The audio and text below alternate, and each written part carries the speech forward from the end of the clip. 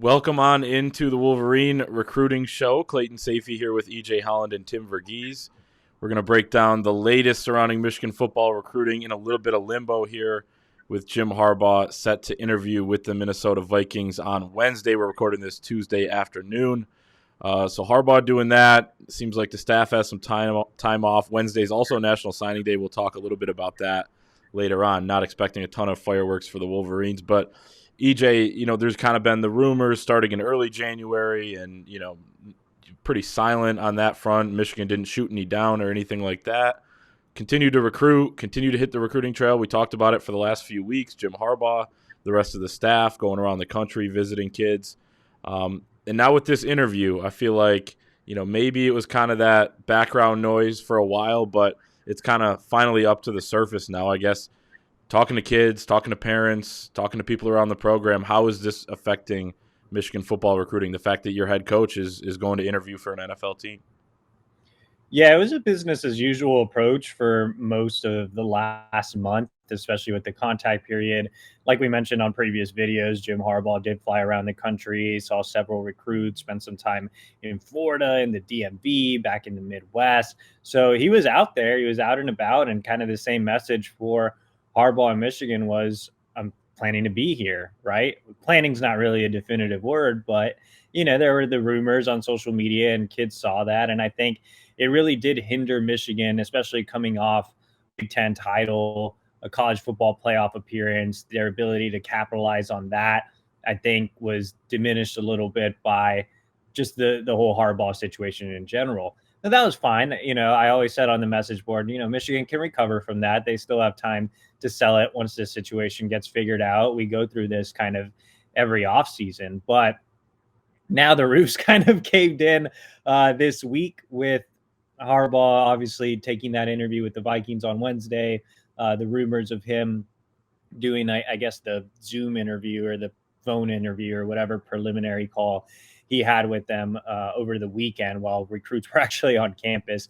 So I think it's kind of just full blown. It's gone at this point. The magic that Michigan had this season is no longer really sellable on the recruiting trail. I mean, recruits aren't dumb. They're on social media.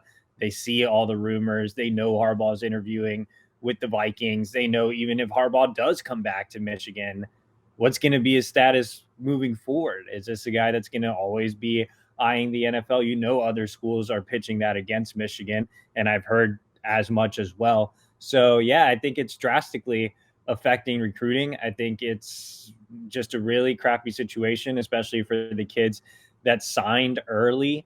And there was, basically the whole class signed early. So it sucks for them. The 2023 class, I think it's still early to where if there is a coaching change or Harbaugh does stay, there can be some damage control there, but just it's not what we were expecting. I mean, this was supposed to be an elite recruiting class. This was supposed to be Michigan being sold on the recruiting trail. Tim and I were supposed to travel nationally and see all these recruits and have all these great stories. And it was supposed to be a ton of fun. Instead, here we are in a situation that we relive every single year, only to a worse extent this year. Now, very quickly, if Harbaugh does take the job with the Vikings or just leaves for the NFL in general, I guess the Dolphins are still in play as well. If Harbaugh does leave for the NFL, I think it's too early to speculate on which guys would ask out of their NIL or which guys would enter the portal. But just to clarify, if Harbaugh does go to the NFL, the guys that have enrolled early are able to jump in the portal just like any other guys and transfer freely. The guys that have signed but have not enrolled, so signed their NIL during the December signing period, those guys are able to just ask out of their NIL. Anytime a head coach leaves, can ask out of their NIL without penalty, and they're free to sign with anybody else, even after the early signing period. So, I mean, the late signing period here in February. So, yeah, I think it would be a pretty big mess for the 2022 recruiting class, which is currently ranked number 8 nationally. Again, it's too early to speculate which recruits would hop in the portal, which recruits would ask out of their NIL. We'll see what happens with Harbaugh on Wednesday once his interview with the Vikings wraps up. And I think we'll know more in the next few days and see how that situation plays out. But that's what it would mean for 2022, and we kind of touched on what it meant for 2023 as well. So just not a great situation for Michigan recruiting at this point in the week. Yeah, definitely. And it'd be a terrible look if a school didn't let a kid out of their letter of intent or whatever. You always see it where if they ask for it. We saw it with Xavier Worthy last year where he asked for it and was able to get out of it.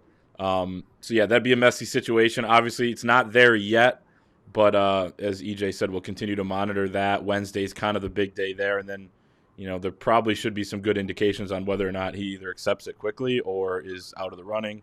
You expect some resolution by the end of the week. Tim, let's shift focus real quick to 2023, where Michigan has been hosting guys the last couple weekends. They've obviously been on the trail, as we talked about earlier, hitting the road. Month-long dead period started the other night. Now they're going to get a chance to regroup a little bit. I guess tell us about how you think, with all that's going on, all the noise around the program right now, how that month of having a dead period could help Michigan kind of reset. I think the dead period kind of comes at an interesting time for Michigan right now. Obviously, on one hand, you've got the Harbaugh rumors. You're kind of waiting for those to blow over. And like EJ said, they've been going about business as usual for the last month. And kind of this dead period does come at a good time, in my opinion, because another week on the road, as these rumors are persisting, with him taking an interview in person on Wednesday. Previously it's been, I'm not planning on leaving, business as usual, all of that. That starts to sound more and more hollow. If, like, for example, George Helu's out in Jacksonville talking to a recruit the same day Harbaugh's interviewing for the Vikings, like, it just is not a good look. It starts to come off, and it would have done more harm than good at that point. So I think this comes at an interesting time for that, to let this blow over. Like EJ said, this thing should hopefully have some type of resolution one way or the other of whether he's staying or going here within a week or two. And this month also gives Michigan a time to reset on that end. If he does leave, this gives them a chance to make a hire, for that hire to kind of get comfortable, figure out who on the staff he's retaining, figure out those kind of things, and really hit the trail hard coming out of the dead period.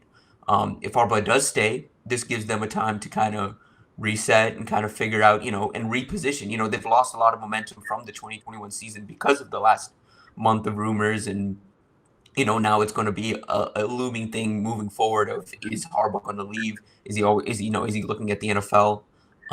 But they can readjust. They can kind of figure out a positioning statement. I mean, this is just marketing essentially.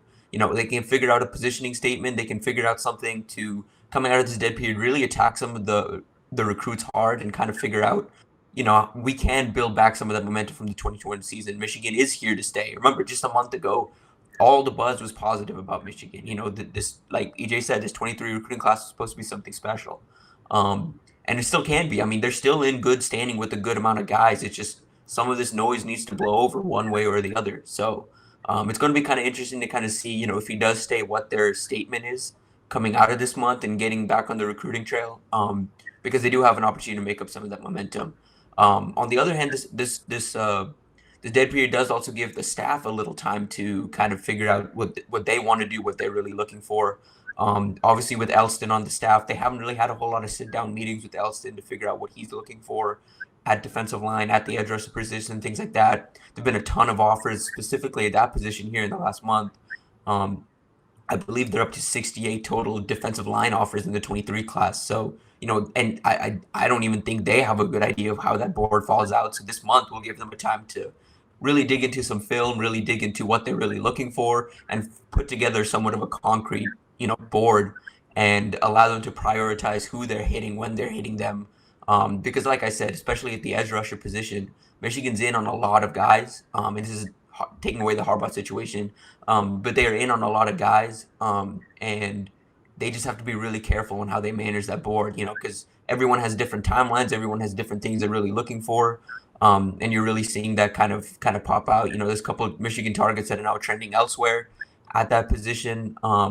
And some, it's like, it's fine to lose that kid. We have higher guys on the board, but if you miss out on the top, you have to be careful on kind of how you balance lower on that board.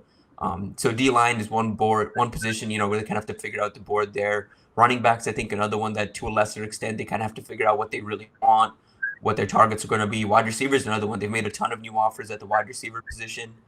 So they'll kind of have a chance here in this next month to kind of prioritize who they want, what they're really looking for, contingency options. They're really shooting for the stars at some of these positions, you know, so you have to have good, solid contingency options for, you know, a guy like Jaylen Brown who has a truly national recruitment where, you know, he could opt to stay at Miami, and if he falls through, he's your top target. What happens there? You know, you have to figure out how to figure out some of your contingency options. So it'll be interesting to kind of see how they attack this month, and we should have a clear idea one way or the other what Michigan is trying to do on the recruiting trail this cycle at the end of the month. But obviously that whole thing could get completely turned around if Harbaugh leaves and there's a new staff here, because obviously that comes with a new recruiting strategy and things like that. So it'll be an interesting month for sure. Yeah, it's funny. We will know what it will be at the end of the month. We don't know what that's going to be now. You know, it could be a completely new head coach. It could be, you know, a new defensive coordinator, which you would assume if Harbaugh stays, he would hire one by that time, and, you know, potentially a different strategy there. So definitely a lot to watch. EJ, before we talk about the late signing day here, and again, not expecting a ton out of that, but, you know, going back to that, if Jim Harbaugh does stay, you would lose some momentum there. At the same time, I mean, you've covered the team you've covered recruiting at Michigan for almost 3 years. I've followed the program for a long time. We've seen Jim Harbaugh handle things like this better than anyone thought he could. You know, they kept recruiting in 2021 at the end of the cycle there, getting some late ads, you know, despite a terrible season and all the rumors. He seems to handle chaos pretty well. And, you know, those uncomfortable situations seem to end up working out in a positive way for Michigan, you know, or is at least as positive as you can make it. What are your thoughts on, I guess, you know, a little bit more expanding on the fact that if he did come back, I know that would be kind of a cloud hanging over their head, but it'd still be, you know, potentially where this staff there's some good recruiters on this staff, like they could still pull together and make this a good 2023 class. Yeah, I mean, it's Michigan. Like, Michigan's always going to recruit at a top 15 level. I mean, at very worst, I think they wouldn't finish below 20. You know, I think Michigan's always going to recruit like that. Even if Clayton Sayfie was the head coach, I feel like they would recruit at that level. It's Michigan. I think we do pretty well in that case. But, yeah. There's a lot to sell for just the university, the football program. I mean, it's always gonna be a top tier college football program. It's blue blood. I mean, again, it's Michigan. So I think Michigan's going to end up with a good recruiting class either way. But when we're talking about an elite level class, I mean, I really, really thought coming out of this college football playoff, coming out of the Big Ten title, coming off the win over Ohio State, this could have been a top 3 recruiting class. Like, this could have challenged for the number 1 recruiting class in the country. I don't know if Michigan will get there. Even, you know, let's say Harbaugh does come back, you know, just because of the rumors, because the momentum's been lost a little bit, because other schools have negative recruited Michigan a bit.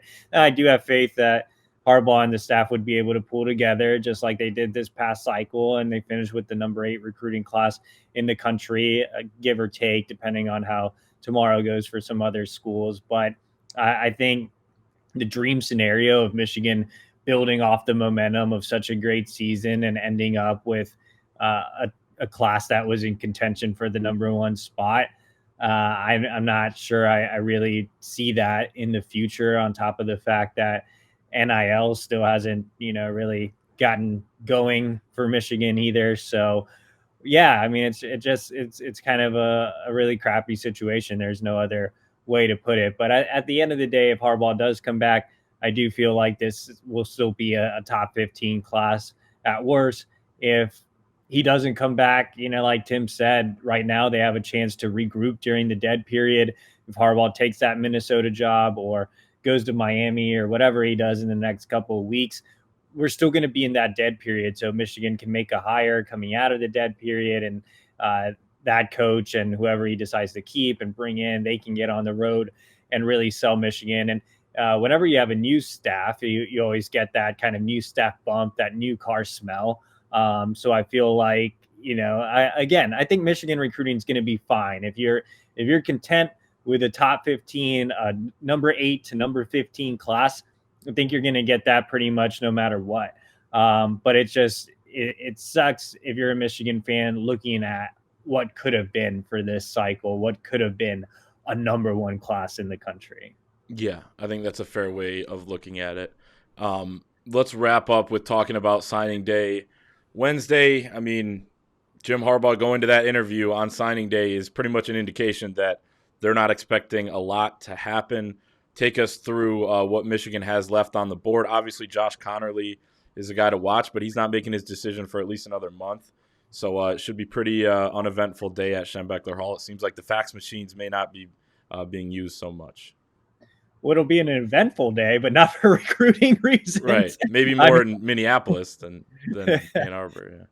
I think Wednesday is really going to be a Harbaugh watch. I don't think it's going to have any type of National Signing Day feel to it. I mean, we had a staff meeting on Monday and kind of discussed what our content ideas were, and I'm not even sure we're going to have as much as we talked about on Monday, just because there isn't a whole lot going on, and we could see some serious movement with Jim Harbaugh. I mean, there's a reason Harbaugh is going on when, or has no problem going on Wednesday, is because Michigan's not expected to sign anybody.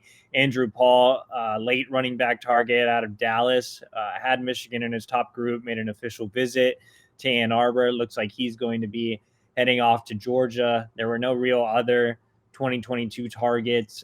Josh Connerly obviously is still the big name on the board, on 300 offensive tackle out of the Seattle area, but he's pushing his decision, or has pushed his decision past signing day, and that's been the plan for several months. I had someone on Twitter ask, is Connerly not signing because of Harbaugh? Like, no, that's been his plan like for a little while, to just push it past National Signing Day. So yeah, I think it's going to be an eventful at this point. We're not expecting Michigan to sign anybody.